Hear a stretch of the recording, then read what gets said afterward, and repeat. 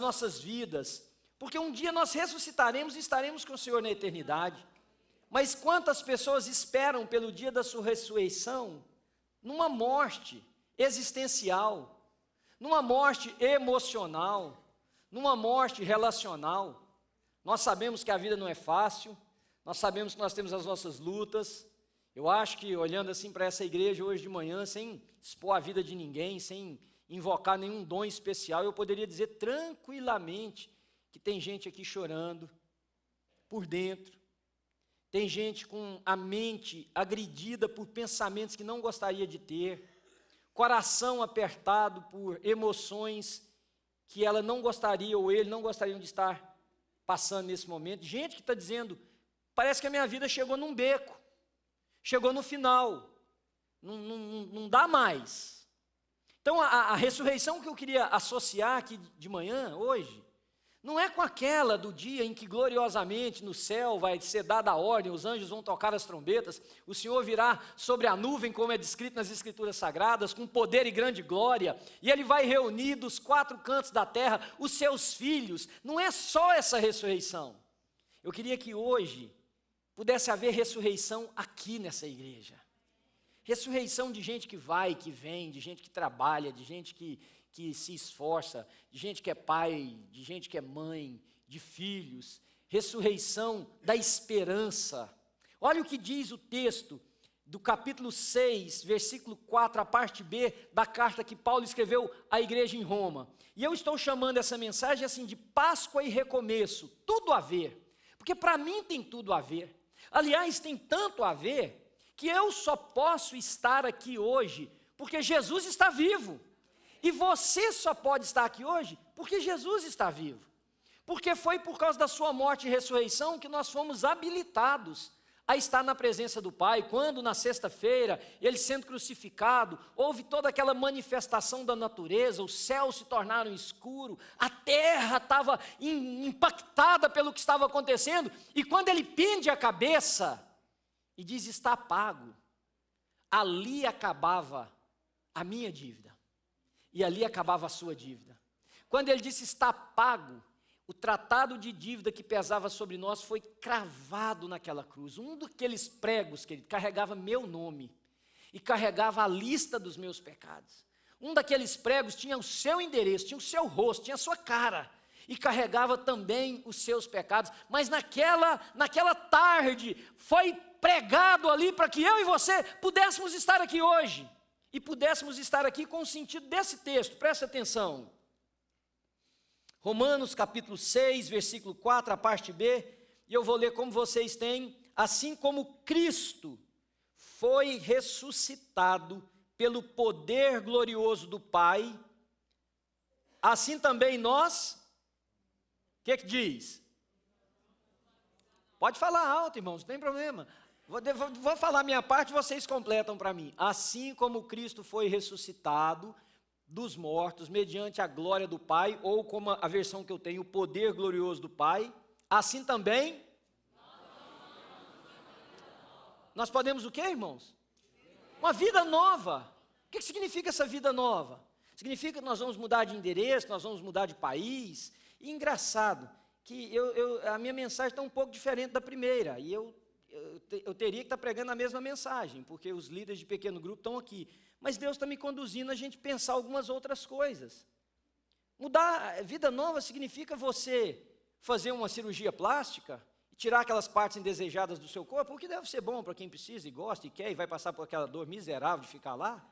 Mas tudo bem, será que significa isso? Será que significa você mudar de endereço, de cidade, você fazer coisas novas? O que significa vida nova? Porque eu conheço gente rica, miserável, vivendo num claustro existencial, numa masmorra de pensamentos, de desejos, de sentimentos, sabe, que agridem, que oprimem, que entristecem, que matam. Eu conheço pessoas pobres que também vivem da mesma maneira. O que é vida nova? Vida nova é você finalmente receber um documento ou poder ter a liberdade de ir e vir. É isso que é vida nova? Vida nova seria, no caso, você voltar para o país que você deseja voltar ou mudar para o estado que você acha que é mais prazeroso do que aqui. O que é vida nova? Bom, eu poderia dar uma definição que para mim reflete o conteúdo do Evangelho. Qual é essa definição? Para mim, ninguém tem vida nova. Porque Paulo disse assim, me permitam compartilhar isso com vocês. Lá na carta que ele escreveu à igreja em Corinto, ele diz assim, irmãos, se a nossa esperança se limita a essa vida, nós somos as mais infelizes das criaturas. Se vida nova se limita a um termo de vida, seja por quantos anos for, que eu vou viver da maneira que, segundo os meus padrões, é o mais prazeroso possível, mas um dia tem fim, porque tudo tem fim, a morte é certa. Se esta é a percepção de vida nova, miséria de percepção, porque um dia ela tem fim. Então eu posso, pelas Escrituras Sagradas, entender que a única vida nova que Jesus, ou que a palavra de Deus está dizendo, é aquilo que está em João capítulo 10, versículo 10. Que o Filho de Deus veio, ou que Jesus Cristo veio para que nós tivéssemos vida, e a tivéssemos de uma forma abundante. Essa é vida nova. É uma vida que me habilita a enfrentar tudo que eu tenho que enfrentar nessa minha existência, seja a nível relacional, seja a nível existencial, emocional, não importa, mas enfrentando tudo isso. Quando a Carol estava ministrando aqui a canção, eu estava com a mão no meu coração e eu dizendo para Deus, Senhor, é isso que eu quero experimentar para a minha vida a cada dia. Eu quero viver uma vida na intensidade daquilo que a Tua palavra sugere. Não importa se eu tenho que enfrentar muitas lutas, não importa se eu tenho que bater com a cabeça aqui ou acolá. A vida nova é sermos encharcados, é sermos cobertos, é sermos envolvidos por aquilo que só há uma vida que tem Jesus nela pode ser, queridos. Essa é a vida nova, viver de forma abundante. E eu acho que a ressurreição tem tudo a ver com isso. Por exemplo, ressurreição fala de recomeço, porque a morte fala do fim. E se a morte fala do fim e nós parássemos na cruz, a nossa esperança não existiria. A nossa esperança não é porque Jesus morreu, a nossa esperança não é porque Jesus foi para a cruz, a nossa esperança é porque o túmulo está vazio. Olhem para a história, marquem os movimentos históricos que tiveram impacto social. Por exemplo, olhe o apartheid na África do Sul, a vida de Nelson Mandela e de tantos outros que lutaram para que a segregação racial acabasse, para que brancos e negros pudessem ter o mesmo direito, para que a cor da pele não fosse fator de depreciação de ninguém. Quando Nelson Mandela encerrou a sua história, nos anos em que ele ficou preso, ou depois da sua morte, o que as pessoas fizeram? As pessoas pegaram aqueles ensinamentos de justiça social, de não segregação, de não diferenciar as pessoas, e elas foram para as ruas com os ensinamentos de Nelson Mandela. Quando o reverendo Martin Luther King foi assassinado, o que as pessoas fizeram aqui nos Estados Unidos foi pegar o sonho dele, porque um dos seus discursos mais impactantes, I have a dream, eu tenho um sonho, que um dia crianças brancas e negras possam dividir o mesmo playground. Agora vocês estão vendo movimentos aí, policiais que acidentalmente ou não mataram um jovem negro, pai de 2 filhos. Vocês estão vendo toda uma comoção no país para dizer que a vida do negro tem valor, como se nós ainda vivêssemos num lugar, num estado, onde a cor da pele diferencia a gente. Mas o que aconteceu quando o reverendo Martin Luther King foi assassinado? As pessoas pegaram os seus ensinamentos, de que um dia, um homem branco e um homem negro vão andar na mesma calçada, que a pessoa não será colocada para baixo só porque a cor da sua pele é diferente, que eles vão poder frequentar os mesmos ambientes, que a sociedade amparará tanto a um quanto ao outro, e os direitos civis serão iguais. Os seus seguidores pegaram aquilo e continuaram o trabalho do ensinamento do reverendo Martin Luther King. Mas você sabia que conosco não foi assim? O cristianismo é o único movimento na história de impacto social que não segue o mesmo script, que não segue a mesma linha. Não sei se você já havia pensado nisso. Quando Jesus morreu, os seus discípulos não disseram o seguinte: tudo aquilo que ele ensinou é certo, correto, precioso, vamos pegar isso e vamos sair ensinando para os outros. Se é isso que você pensa, você está redondamente enganado. Muito pelo contrário, quando Jesus morreu, a turma dissipou, todo mundo correu de medo, se esconderam. 2 discípulos voltavam para o caminho de Emaús, enquanto um estranho se colocou ao lado deles na caminhada e perguntou para eles: por que é que vocês vão assim caminhando com um semblante tão triste? E eles respondem para o estranho que o estranho era exatamente aqueles aquele que eles deveriam estar anunciando, mas eles respondem para o estranho: quem é você que, tendo estado entre nós, não sabe as últimas coisas que entre nós aconteceram? Que coisas? Pergunta o suposto estranho. Que Jesus de Nazaré, varão escolhido por Deus, que Deus realizou milagres e maravilhas através dele, que ele anunciou que morreria e que ressuscitaria e que o seu reino viria. Mas aonde eles estavam indo? De volta para Emaús. Eles não pegaram os ensinamentos de Jesus, correram para as ruas, para dizer que Jesus havia ensinado que nós deveríamos amar o próximo. Todos os outros movimentos históricos fizeram isso, todos, Malcolm X, qualquer movimento histórico, transformação social, Mahatma Gandhi, qualquer um que você pegar, pegaram-se os ensinamentos daquele líder que faleceu e foram para as ruas com esses ensinamentos para criar uma transformação social. No caso de Jesus, os discípulos não fizeram isso. Alguns voltaram para Emaús, outros se esconderam, e alguns, quando foram descobertos por Jesus, e alguém disse assim: você estava com ele. O Pedro, nosso irmão, disse: eu não.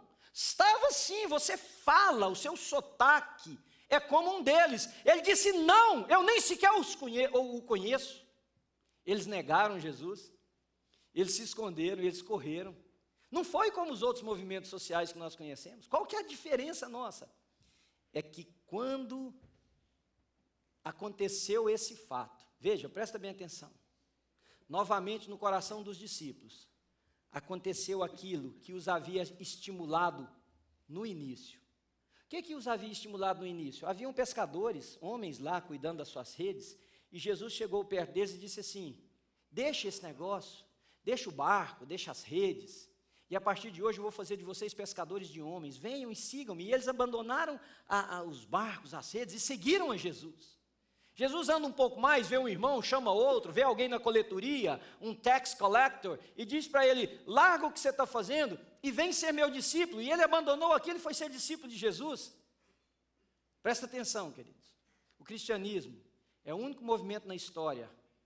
Você vai achar estranho o que eu vou te dizer, mas presta atenção até o fim.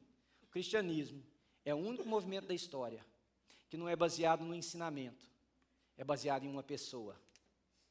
Eu vou repetir para você: o cristianismo é o único movimento na história da humanidade que não é baseada em ensinamentos, é baseada em uma pessoa. Louvado seja o nome dele. O que aconteceu é que quando os discípulos viram que Jesus havia ressuscitado, eles saíram para a rua gritando: ele está vivo! Eles não saíram gritando: ele ensinou para a gente amar uns aos outros, sermos justos, corretos. Não era baseado no ensinamento, era baseado numa pessoa. Se Jesus não tivesse saído daquele túmulo, queridos, presta atenção, se Jesus não tivesse saído daquele túmulo, nós hoje seríamos mais um movimento de transformação social, com uma mensagem bacana, com coisas boas a ensinar, mas sem o poder de olhar para alguém e dizer, sem demagogia, sem manipulação, sem nada, olhar nos olhos de alguém e dizer: você pode ter esperança de recomeço. Seríamos iguais aos outros, poderíamos fazer transformação social e ajudar as pessoas a viverem melhor, mas nós jamais poderíamos dizer: levanta e anda, porque isso é só porque o nosso Senhor está vivo.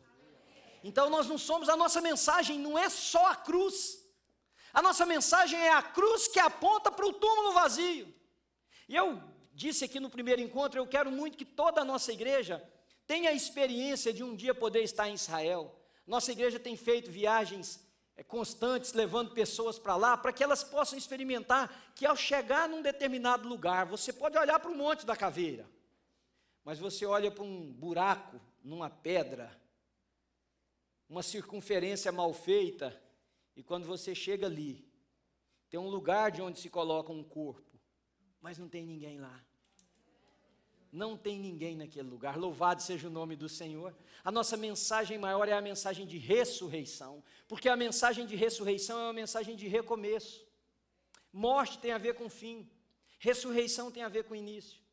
E se nós não pudéssemos gritar e dizer em alto e bom som que Jesus está vivo, nós não teríamos uma mensagem de esperança para você que entrou aqui hoje. e que entende, que percebe, que sente, que tem algo na sua vida que precisa recomeçar.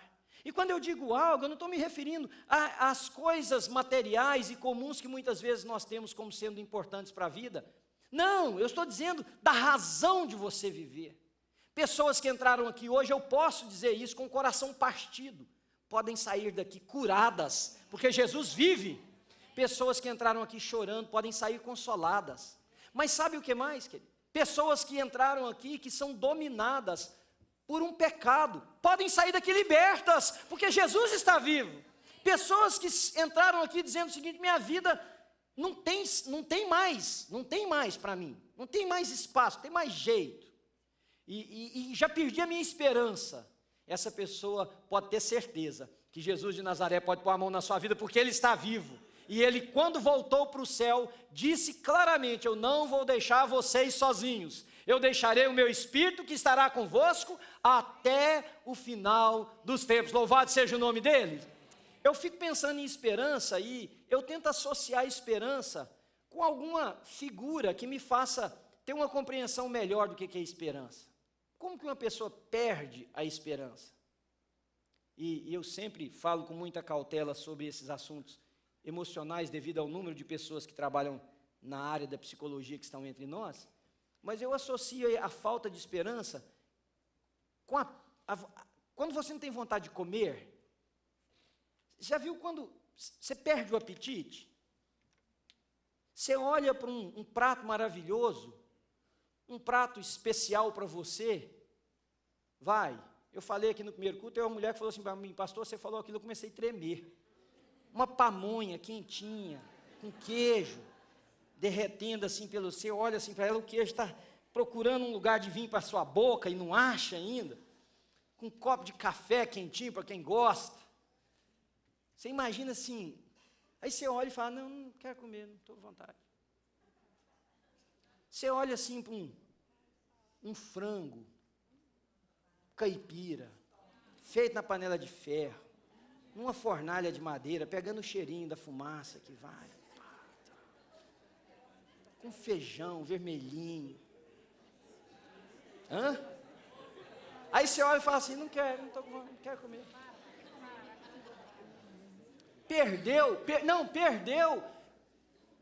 Perdeu a esperança. Esperança é isso, você olha para a vida e fala: não quero comer. Não quero comer a vida. Não quero. Mas por que não é gostoso? Não sinto, perdi. Para mim essa é a melhor metáfora da falta de esperança. É de você não ter prazer para existir, e sem saber por quê. Porque a pessoa que olha para esses pratos e outros aí tão gostosos, não é necessariamente porque ela está querendo perder uns pounds e não quer comer, não, é porque não tem apetite.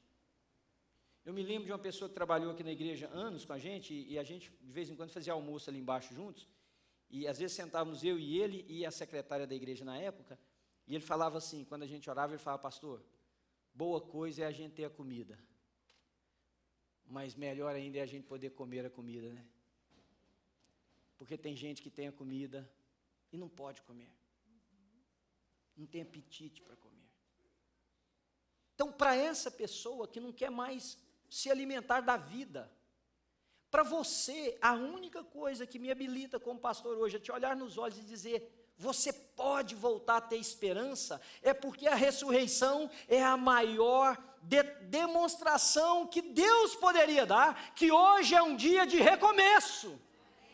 Hoje é um dia que você pode recomeçar, porque não depende de você, é o poder de Deus que se manifesta na nossa fraqueza. Irmãos, há dias que eu sinceramente, tem dia que eu saio de casa e falo assim: hoje eu quero ser o mais correto possível. Eu quero ser, eu vou ser o cara hoje, eu vou ser tão bom hoje que até eu vou olhar para mim e falar assim: mano, você é demais. Fico pensando nisso. Eu olho no retrovisor do carro, falo: cara, você é hoje. Quando dá 9 horas da manhã, irmãos, eu já estou na lama da conscientização de quem eu sou. Isso quando chega às 9 horas da manhã, às vezes acontece antes mesmo. Como é que é isso? Aí eu me lembro das palavras do apóstolo Paulo, que diz assim: o bem que eu quero fazer eu não faço, mas o mal que eu detesto está sempre diante de mim, porque eu faço as coisas que eu detesto e não as que eu quero. porque não depende de mim. Mas então, ao olhar para aquele retrovisor, tem a minha cara, mas tem mais do que a minha cara, tem a história da minha vida, eu poderia dizer, então, pronto, não tem mais esperança. Mas aí eu lembro que o meu Redentor está vivo, e que Ele pode trabalhar na minha história, e que cada manhã é uma nova manhã, porque as misericórdias do Senhor se renovam a cada manhã, mas hoje de forma muito especial, querido. Então eu, pensando assim, e quando eu digo pensando, eu não estou singularizando você, porque seria impossível para mim, mesmo se eu quisesse, dado ao número de pessoas que passam nessa igreja num domingo, eu estava pensando assim, como que eu posso ajudar alguém que está aqui a entender que é possibilidade de recomeço? Por exemplo, se eu dissesse para vocês que um menino de uma idade qualquer, que na escola foi convidado para cantar, e cantou feio, assim, parecendo alguns que tem aqui na igreja. Não nós, os que cantamos bonito, né? Os que cantam feio. E o pessoal fez bullying dele, ou fez brincadeira, e ele disse assim, não canto nunca mais. Não canto nunca mais, não vou cantar. Minha voz é feia, não vou cantar. Você já viu quando você tentou fazer alguma coisa que o pessoal fez crítica com você? E você jura assim, nunca mais eu faço esse negócio aí. Aí um dia esse menino, o que você diria assim, a possibilidade de um menino desse voltar a cantar alguma coisa? Isso é um trauma. Ainda mais menino, que às vezes guarda as coisas no coração e para tirar é um trabalho danado, são anos de terapia. Mas um dia esse menino encontra com uma professora, que oferece uma matéria extracurricular na escola, uma parte na escola, que seria música. E ele diz, não quero cantar não. Por que você não quer cantar não? Porque minha voz é feia. Por que ela é feia? Porque um dia eu cantei, os meninos riram de mim, a gente fez brincadeira e tal. Aí a professora disse assim, não, mas então canta para me ver quão feia é a sua voz, por exemplo. Aí o menino cantou e ela vira para ele e fala assim, wow, you have a gift. It just needs to be polished. Você tem um dom. Só precisa de ser polido. Será que é uma possibilidade de recomeço? E se eu dissesse para vocês que esse menino estava aqui em cima cantando? E se eu dissesse para vocês que a voz desse menino, hoje um homem, é linda, maravilhosa? E que vocês várias vezes já se dobraram de joelhos quando ele está aqui cantando? Se eu dissesse para você que esse menino faz parte da nossa equipe de louvor? Queridos, a história de recomeço, nós poderíamos citar inúmeras delas aqui hoje para você. E se eu dissesse para você que, por exemplo, uma mulher grávida tomou um remédio errado e quase não tinha condição de chegar no hospital para nascer, e teve um filho que uma outra mulher ajudou, assim, como por um anúncio divino. E se eu dissesse para você que essa pessoa está aqui hoje? E se eu dissesse para você que aqui tinha gente, aqui hoje, tem pessoas que estavam num quarto, e que queria tirar a vida, que havia dito que a vida não chegava mais no ponto, e um dia, na madrugada, por um momento de desespero desse, ligou uma televisão, e tinha um homem falando na madrugada, num culto, em português, e ele ouviu, e aquela mensagem tinha o seguinte título, ainda há esperança, e essa pessoa está sentada aqui hoje, sorridente, com a sua família, louvando a Deus. E se eu dissesse para você que um homem foi num posto de gasolina aqui em Framingham, por exemplo, numa madrugada em que ele descobriu que a sua esposa havia abandonado ele por causa de um outro homem inconformado, ele colocou no coração a determinação de matar a mulher e de matar o amante que agora tinha se tornado seu marido. Parou de madrugada num posto de gasolina para esperar o dia amanhecer, ficar mais cedo e ir ali na casa. Parou o carro no estacionamento, estava dormindo e deu vontade de ir no banheiro. Levantou-se, foi no banheiro. Ao passar pelo lugar assim, quando ele chegou, tinha uma porção de CDs. E para quem já vai matar, roubar não falta nada. Ele pegou uns 2 CDs daquele ali. Foi para o carro, não conseguia dormir, porque aqui também quem vai matar não está com sono, está com raiva. Botou um CD no coisa para ouvir e era um pastor pregando,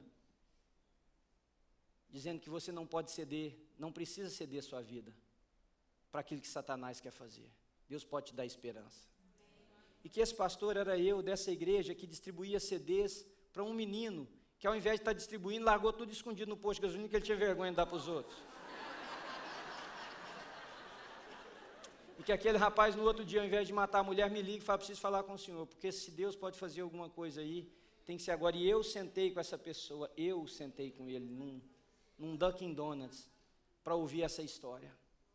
E ele dizia, pastor, na verdade, eu não quero me tornar um assassino, o que eu quero é tirar essa dor do meu peito. Eu disse para ele, essa dor não sai com tiros, e essa dor não sai com a história de que você matou 1 ou 2, essa dor só sai se Jesus puder renascer no seu coração e trazer história de vida para você. E se eu disser para você que essa pessoa hoje é um obreiro numa igreja longe daqui, num outro estado, que entregou sua vida para Jesus, que ali naquele Dunkin' Donuts, eu orei com ele entregou sua vida para Jesus, caminhou aqui um tempo, mudou de estado, e hoje é um obreiro, um líder numa igreja que ajuda a sua comunidade, casou-se de novo, tem filhos, a vida foi refeita. E se eu dissesse para você que o espelho que aqueles meninos olharam, tem a sua cara, e uma pergunta, você tem esperança para recomeçar? Se eu dissesse para você que a história que você carrega hoje no peito, ela pode ser totalmente reeditada se você abrir espaço para que esse Cristo ressurreto habite na sua história. Porque, queridos, eu não consigo por minhas forças e sei que você não consegue pela sua, mas uma coisa eu posso dizer para você, se Jesus nascer na sua história, se Jesus for mais do que um dogma, o Brennan Manning, num dos seus livros, ele inicia o livro, aliás, no início do livro não é ele que diz isso, é a pessoa que faz o prefácio do livro, a pessoa diz assim, todo cristão diz que Jesus o ama, mas milhares de cristãos vivem como se isso fosse apenas um dogma, alojado num lugar profundo na sua mente, ou seja, não vivem o amor de Deus. Eu não estou dizendo de gente que vem na igreja para cumprir ritual de igreja, eu não estou dizendo disso.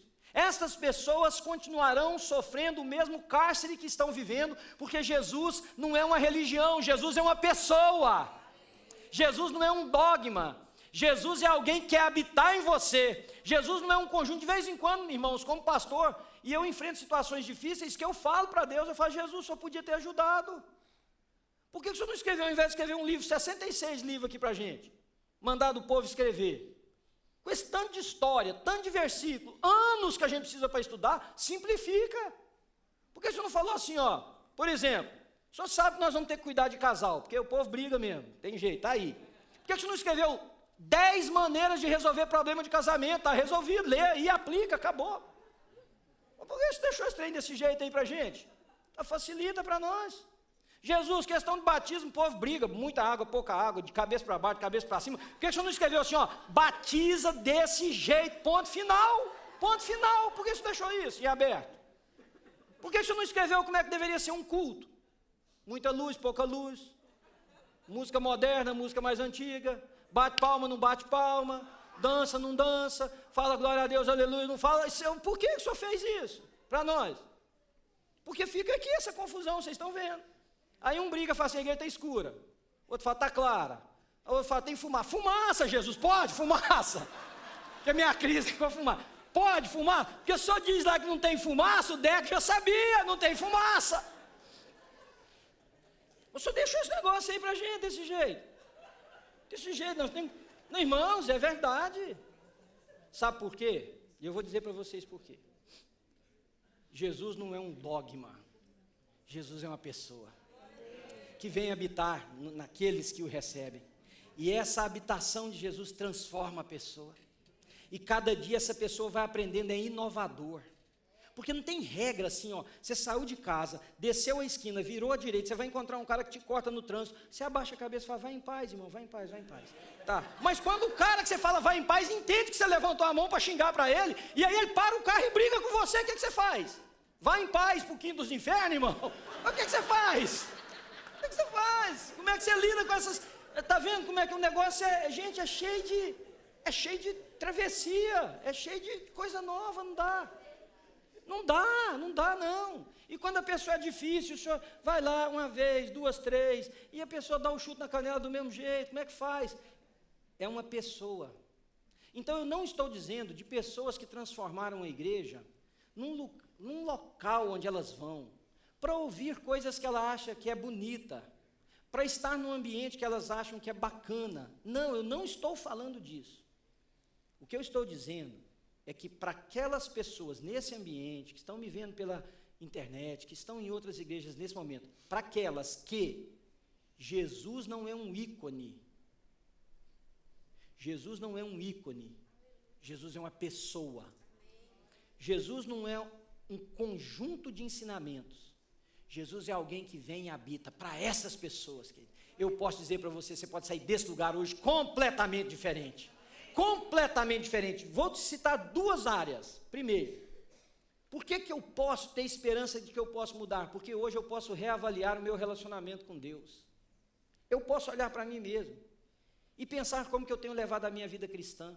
Se a minha vida cristã é um apêndice da minha existência, se a minha vida cristã é um rótulo que eu carrego, se a minha vida cristã é uma proposta de vida melhor que eu tenho apresentado para as pessoas, se é isso a minha vida cristã, hoje eu posso reavaliar e dizer, chega,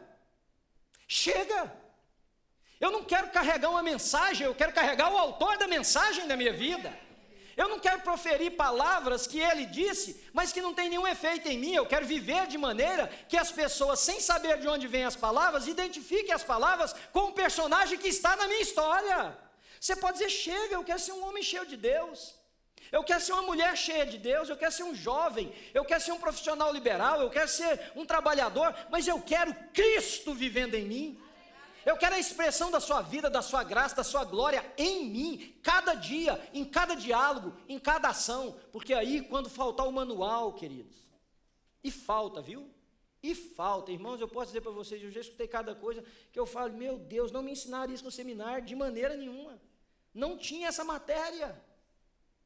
Mas aí aquele que habita em mim diz assim, mas essa matéria aí não é matéria, isso é coração do ser humano, vai por esse caminho, e você vai, e Deus dá graça, e a pessoa ouve a mensagem da cruz, porque não é conjunto de ensinamento, é alguém que está em você, e esse alguém pode morar na sua vida nessa manhã, se você tão simplesmente abrisse o seu coração.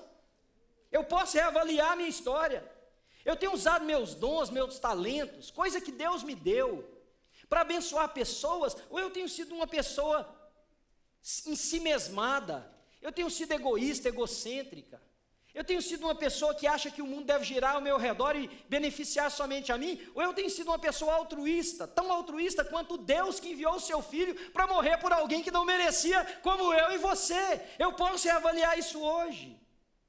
A oração é parte da minha história de vida.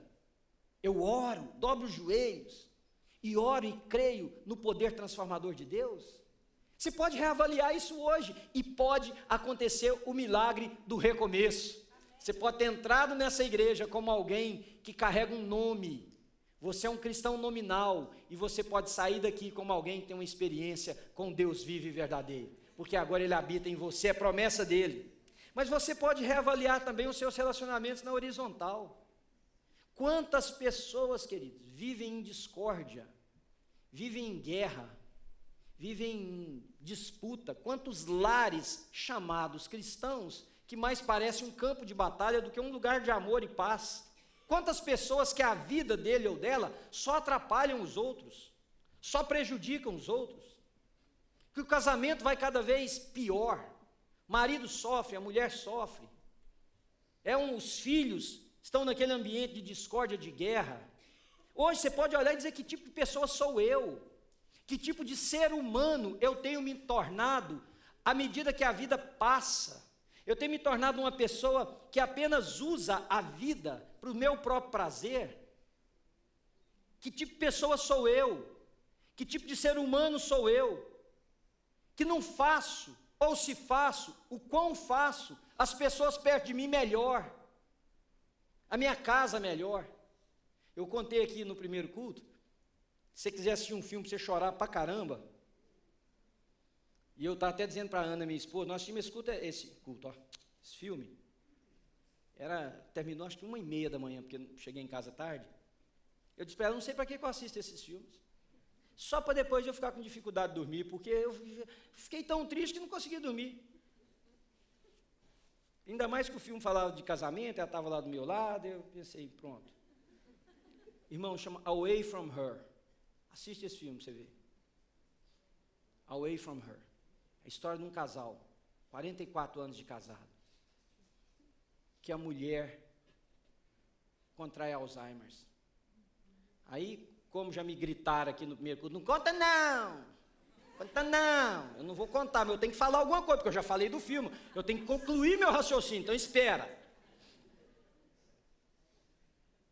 Pronto, já terminei, é só isso, que a mulher contraiu o Alzheimer.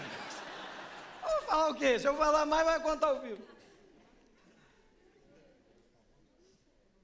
O que é a pessoa ficar trancada num mundo desse tamanho, que é o mundo do seu cérebro? O que é a pessoa olhar para alguém que dividiu a vida, que o toque era conhecido, que o cheiro era conhecido, e de repente olha para a pessoa com os olhos como se perdidos e diz: quem que é você? Imagina a dor de quem existe sem ser. Mas vocês sabiam que tem várias pessoas hoje que fazem a vida do outro ser uma dor? Porque não conseguem deixar esse Cristo ressurreto entrar no coração e fazer de você uma nova pessoa. Você espiritualiza que os seus relacionamentos na vertical são espetaculares, estão perfeitos. Não, eu sou um homem de Deus, uma mulher de Deus, mas é só você que vê isso. Na horizontal só existe guerra, só existe agressividade, só existe mau testemunho, só existe tristeza, só existe vergonha. Não está certo. O meu relacionamento visto assim, ele é diretamente proporcional ao meu relacionamento visto na vertical. Porque não é uma questão de ensinamento, é uma questão de uma pessoa. Quando Jesus habita em você, Ele vai transformando sua história. Ele vai dizendo para você onde ir, onde não ir, onde pôr o pé, onde não pôr. Por isso que o texto que nós lemos diz que como Cristo foi ressuscitado pelo poder de Deus, assim nós também seremos e podemos viver uma novidade de vida. Mas sabe o que mais eu encerro com isso? É que eu tenho, não é só a esperança agora, mas a certeza de que a parte mais frágil da minha vida pode hoje ser transformada. Qual que é a parte mais frágil? Esses dias eu estava conversando com uma pessoa e ela falou assim para mim: pastor, acontece de você estar assim num dia bom, num momento legal, e de repente vem um pensamento ruim na sua cabeça com relação aos outros? Um pensamento ruim.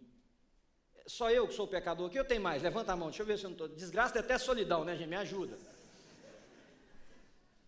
Falei para ela: você não tem noção.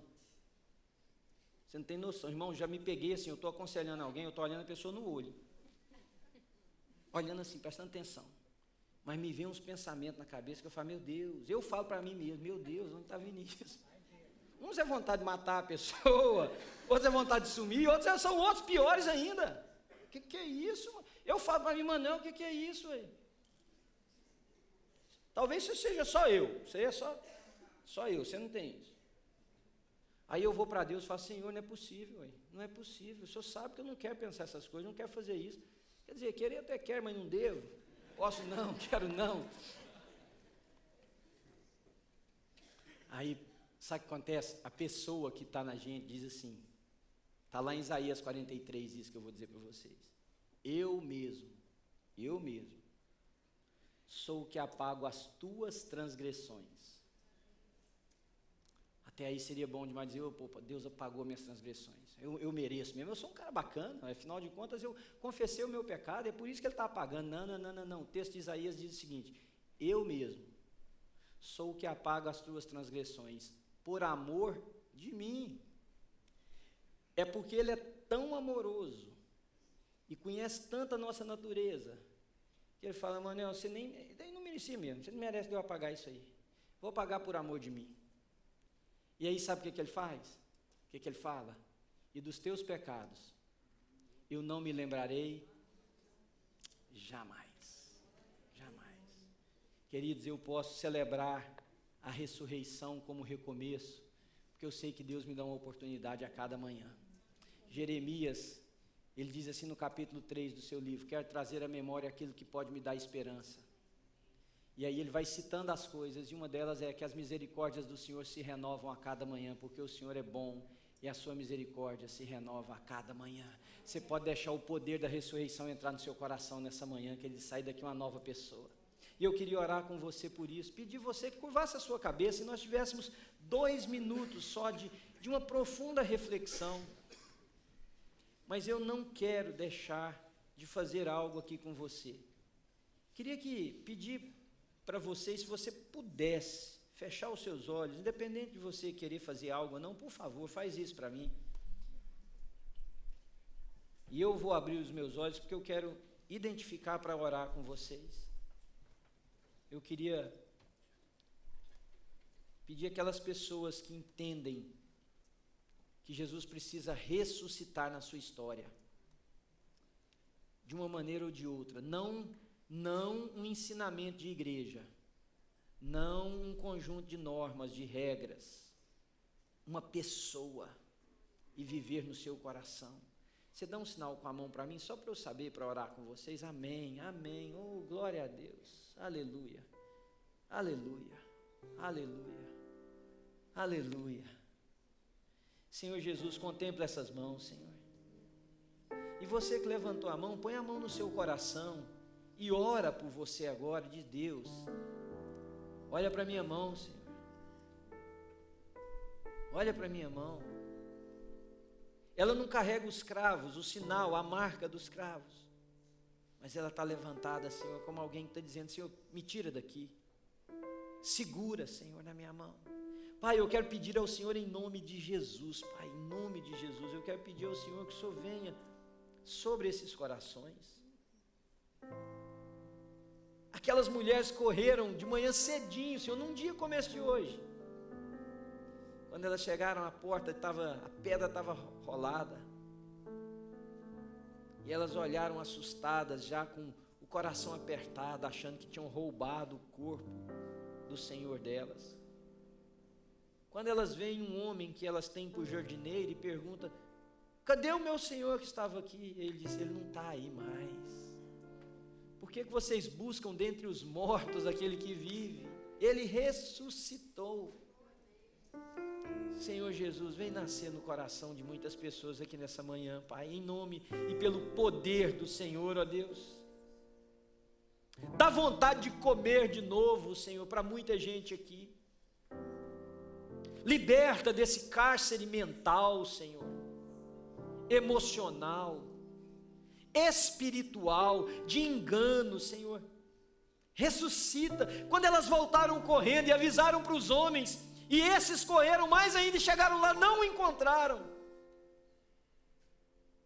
Quando o Senhor aparece a eles, e um deles, Senhor, ainda assim em estado de ficar embasbacado e duvidoso, não sabe se é o Senhor, e o Senhor diz: põe aqui a mão, põe aqui o dedo, vê o sinal dos cravos, põe aqui de lado, vê a marca da lança, sou eu. Mas o Senhor diz que bem-aventurado, muito bem-aventurado, somos nós, que não vimos, mas que podemos hoje crer. Então eu queria pedir ao Senhor, para o Senhor tirar a cortina hoje um pouquinho, Senhor. Abre aí no palco da vida dessas pessoas essa cortina, assim como aqueles menininhos tiraram uma cortina diante do espelho. Que o Senhor tire essa cortina hoje para muita gente aqui, Senhor. E que ao invés de nos vermos no espelho, eles vejam o rosto do Senhor.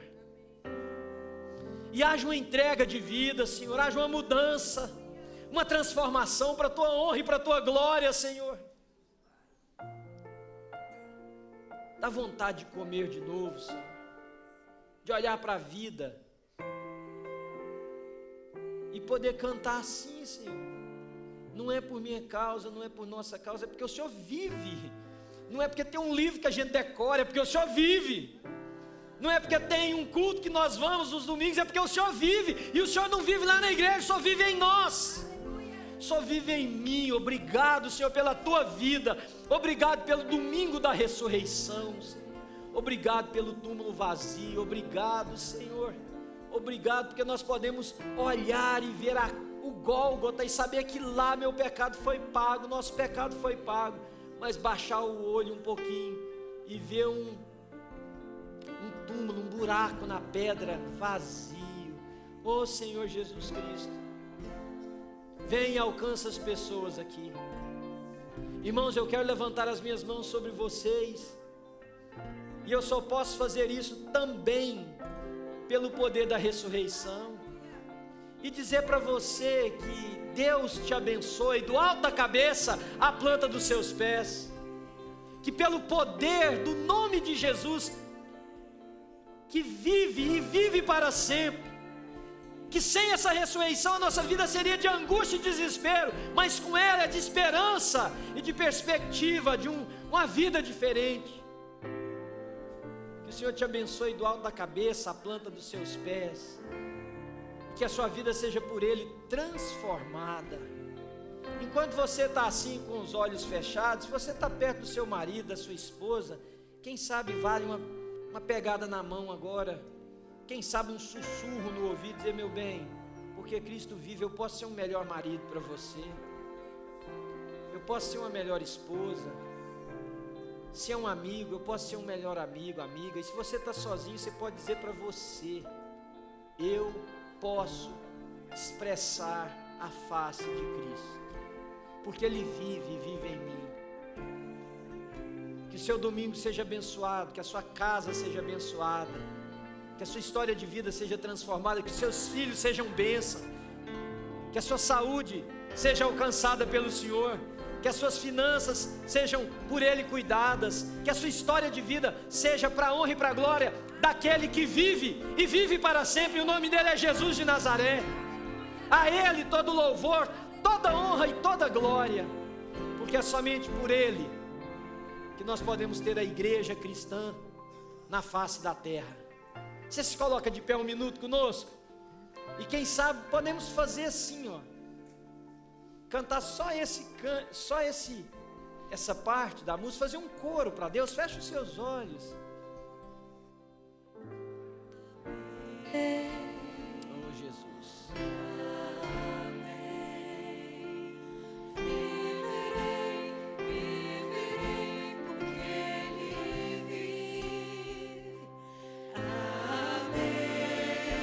Aleluia, Senhor. Amém. Teu louvor seja eterno ao Senhor.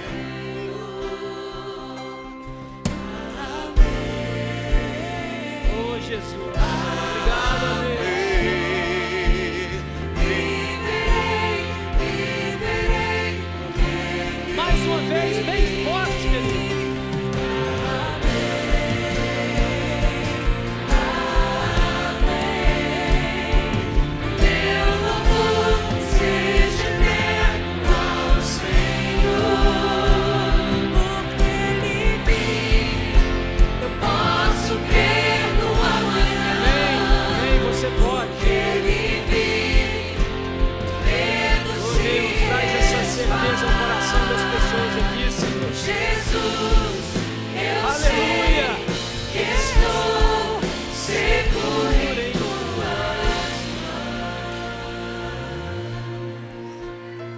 Jesus, obrigado, Senhor, pelo nosso tempo aqui, porque o Senhor vive e vive para sempre, e um dia nós estaremos todos juntos na eternidade. Amém. Fique em pé, nos dá um minuto só para a gente tirar